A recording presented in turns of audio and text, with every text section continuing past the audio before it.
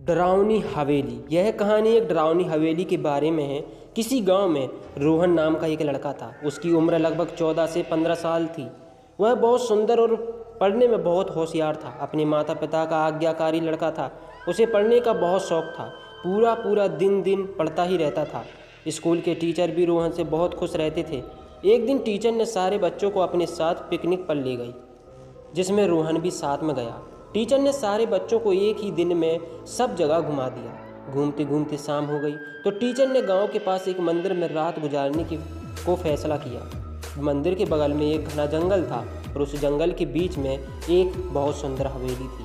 शाम के लगभग 7 बज रहे थे। रोहन ने उस हवेली को दूर से देख लिया था और उसे नज़दीक से देखने की इच्छा होने लगी थी। रोहन टीचर से बिना बताए उस जंगल की ओर चल पड़ा। जंगल बहुत ही ज़्यादा घना था।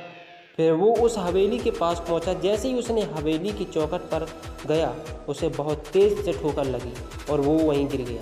फिर रोहन खड़ा हुआ और देखा कि हवेली काफ़ी साल पुरानी थी और काफ़ी सारी उगी हुई बेल की पत्तों से घिरी हुई थी और मकड़ी के जालों से ढकी हुई थी। खौफनाक माहौल के बावजूद भी रोहन की जिज्ञासा उस पर हावी हो गई और उसने हवेली का पता लगाने का फैसला किया।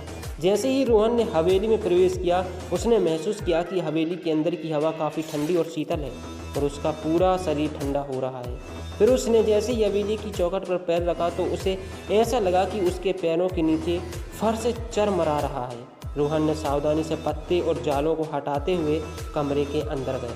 अचानक रोहन को एक कमरे से एक धीमी सी आवाज़ सुनाई दी।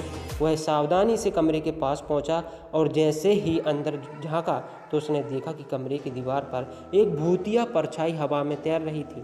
भूत के लंबे लहराते सफ़ेद बाल और एक पीला डरावना चेहरा था। रोहन का शरीर डर के मारे थर थर काँपने लगा। उसे बिल्कुल भी समझ में नहीं आ रहा था कि क्या किया जाए। भूत को भी पता चल गया कि इस कमरे में कोई आ गया है और वह अपना डरावना चेहरा लेकर रोहन की ओर मुड़ा। फिर उसने अपना मुंह खोला और खून से लथपथ चीख निकाली। जिसने रोहन पीछे मुड़ा तो उस भूत को अपने सामने देख लिया और जितनी तेजी से दौड़ सकता था उतनी तेजी से वहां से भागा।